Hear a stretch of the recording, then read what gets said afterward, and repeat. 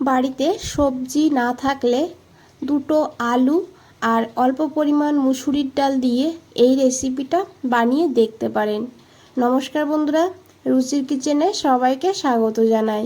আজ নিয়ে এসেছি কাঁচা আলু আর মুসুরির ডালের দারুণ টেস্টি একটি রেসিপি। চলুন দেখে নিয়ে যাক, আশা করি ভালো লাগবে। এখানে দেখুন আমি দুটো আলু নিয়েছি। মিডিয়াম সাইজের আলুর খোসাটাকে প্রথমেই ছাড়িয়ে নিয়েছি, তারপরে আলুটাকে ভালো করে ধুয়ে জলের মধ্যে রেখে দিয়েছি যাতে আলুটা কালো না হয়ে যায়। তারপরে আলুটাকে একটা গ্রেটারের সাহায্যে এইভাবে গ্রেট করে নিয়েছি।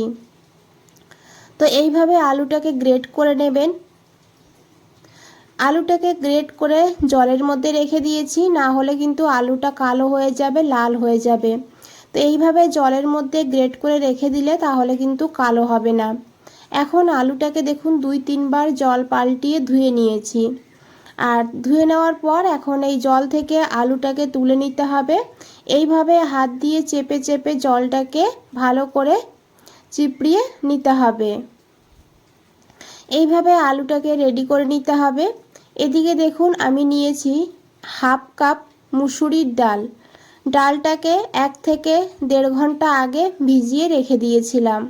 ডালটা যেন ভালোভাবে ভিজে যায় সেইভাবে কিন্তু ডালটাকে ভিজিয়ে রাখতে হবে। তো এখানে ডালটা বেশ ভালোভাবে ভিজে গিয়েছে দেখুন, আর ফুলেছে অনেকটা। ডালটাকে যেহেতু বেটে নিতে হবে, ভালো করে ভিজলে তাহলে কিন্তু ডালটা ভালো করে বাটা হবে। এদিকে একটা মিক্সচার গ্রাইন্ডারের মধ্যে ডালটাকে নিয়ে নিয়েছি দেখুন, তবে জলটাকে ঝরিয়ে ফেলে দিতে হবে। এখন এই ডালের মধ্যে দিয়েছি অল্প করে একটু আদা, আর তার সঙ্গে দিতে হবে অল্প করে একটু জল। খুব বেশি জল দেবেন না, অল্প করে জল দেবেন। জল দিয়ে ডালটাকে একদম মিহি করে বেটে নিতে হবে। দেখুন বন্ধুরা, এইভাবে ডালটাকে বেটে নিয়েছি। এখন এই ডালটাকে একটা বাটির মধ্যে নিয়ে নিয়েছি। পুরোটা ডাল কিন্তু এখানে আমি নিয়ে নিয়েছি। এখন এই ডালের মধ্যে দিয়েছি পরিমাণ মতন লবণ, আর দিয়েছি এখানে অল্প করে হলুদের গুঁড়ো আর অল্প করে লঙ্কার গুঁড়ো। আপনারা চাইলে এখানে কাঁচা লঙ্কার ব্যবহারও করতে পারেন, কাঁচা লঙ্কাটাকে ছোট ছোট করে কেটে দিতে পারেন। আর তার সঙ্গে দিয়েছি অল্প করে জিরের গুঁড়ো, আর দিয়ে দিয়েছি গ্রেট করে রাখা সেই আলু। আলুর থেকে এখানে আমি প্রায় 1 চামচ আলু রেখে দিয়েছি, আলাদা সরিয়ে পরে ব্যবহার করব। এখন হাত দিয়ে ভালো করে এইভাবে মেখে নিয়েছি দেখুন। আপনারা চাইলে হাতা না হলে চামচ দিয়েও মেখে নিতে পারেন, তবে হাত দিয়ে মেখে নিলে ভালো হবে মাখাটা। ডালটাকে মেখে সাইডে রেখে দিয়ে এদিকে দেখুন একটা ফ্রাই প্যানে 1 চামচ সর্ষের তেল গরম করে নিয়েছি। রান্নাটা আমি সর্ষের তেলেই করেছি। তেলটা গরম হয়ে গেলে তারপরে এই ডালের ব্যাটারটা দিয়ে দিতে হবে, আর তারপরে হাত দিয়ে না হলে খুন্তি দিয়ে এইভাবে একটু ছড়িয়ে দিতে হবে। দেখুন কিভাবে দিয়েছি। ঢাকা দিয়ে 3-4 মিনিট রেখে দিয়েছিলাম মিডিয়াম ফ্লেমে। হাই ফ্লেমে করবেন না, না হলে কিন্তু উপরটা পুড়ে যাবে, ভেতরটা ভালো করে ভাজা হবে না। সেই কারণে মিডিয়াম ফ্লেমেই ভেজে নিতে হবে। তারপরে 4 মিনিট পর ঢাকনাটা খুলে নিয়ে আমি উল্টে দিয়েছি। উল্টে দিয়ে একইভাবে অপর সাইডটাও কিন্তু ভেজে নিতে হবে। ঢাকা দিয়ে 4 মিনিট রেখে দিয়েছিলাম। 4 মিনিট পর ঢাকনাটা সরিয়ে নিয়েছি। দেখুন কত সুন্দর ভাজা হয়েছে এখানে। এখন এটাকে নামিয়ে নেব, আর নামিয়ে ঠান্ডা করে নিতে হবে। এদিকে একটা কড়াইতে দিয়েছি 2 চামচ সর্ষের তেল। তেলটা খুব ভালো করে গরম করে নিতে হবে। তারপরে দিতে হবে গোটা গরম মশলা, এলাচ, লবঙ্গ, দারচিনি, একটা শুকনো লঙ্কা, একটা তেজপাতা, হাফ চামচ দিয়েছি এখানে গোটা জিরা। ফোড়নটাকে ভালো করে একটু ভেজে নেব। সুন্দর একটা গন্ধ বেরিয়ে গেলে দিতে হবে এখানে পেঁয়াজ কুচি। এখানে মিডিয়াম সাইজের একটা পেঁয়াজ এইভাবে ছোট ছোট করে ঝিরিঝিরি করে কেটে নিয়েছি। পেঁয়াজটাকে হালকা গোল্ডেন ব্রাউন করে ভেজে নিতে হবে। এদিকে দেখুন একটা মশলা বানাবো, তার জন্য নিয়েছি 1 ইঞ্চি আদা, 4-5 কোয়া রসুন, 3টে কাঁচা লঙ্কা, তবে ঝাল আপনারা আপনাদের প্রয়োজন মতো নেবেন।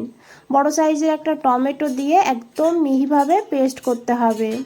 এদিকে বন্ধুরা দেখুন পেঁয়াজটাও ভাজা হয়ে গিয়েছে। এইভাবে পেঁয়াজটাকে ভেজে নিতে হবে। তারপরে দিতে হবে এখানে বেটে রাখা সেই মশলাটা। এখন মশলাটাকে 2 মিনিট কষিয়ে নেব যেন টমেটো আদার কাঁচা গন্ধ না থাকে।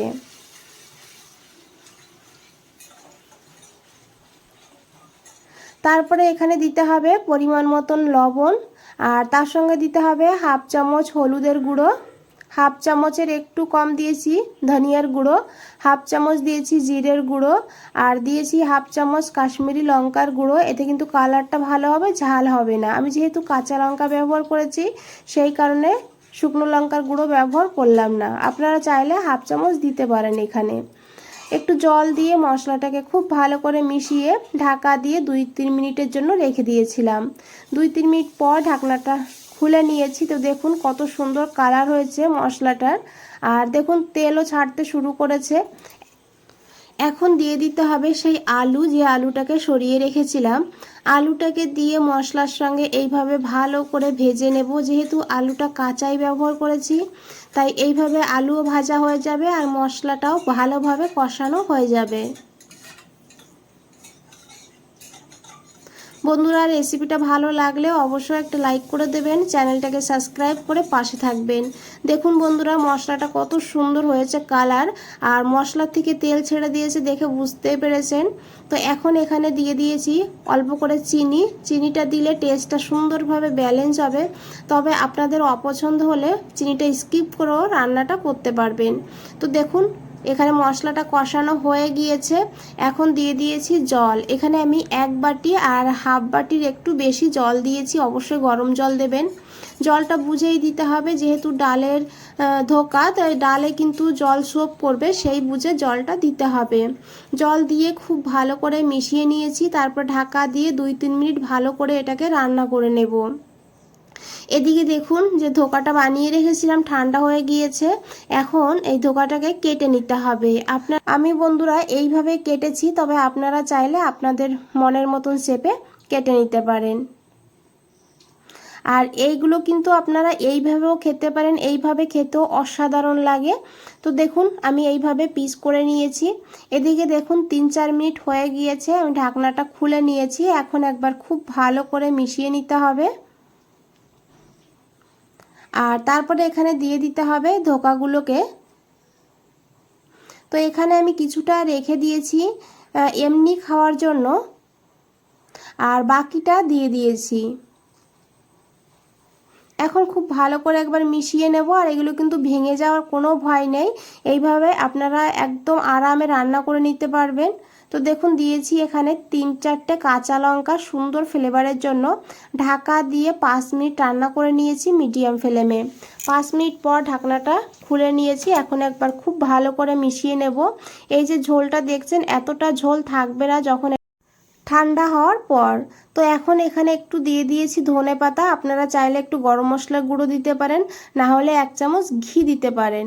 দিয়ে খুব ভালো করে মিশিয়ে নিয়েছি। তারপরে গ্যাসটা বন্ধ করে দেব আর 5 মিনিটের জন্য স্ট্যান্ডিং টাইমে রেখে দেব। 5 মিনিট পর ফিরে এসেছি বন্ধুরা। আশা করি দেখে বুঝতেই পেরেছেন কতটা লোভনীয় লাগছে। দুর্দান্ত হয় খেতে, একবার হলেও বানিয়ে দেখবেন এইভাবে। বন্ধুরা, আজ তাহলে এই পর্যন্তই। ফিরে আসছি নতুন কোনো রেসিপি নিয়ে। ভালো থাকবেন, সুস্থ থাকবেন। সবাইকে অনেক অনেক ধন্যবাদ এত সময় ধৈর্য ধরে রেসিপিটা দেখার জন্য।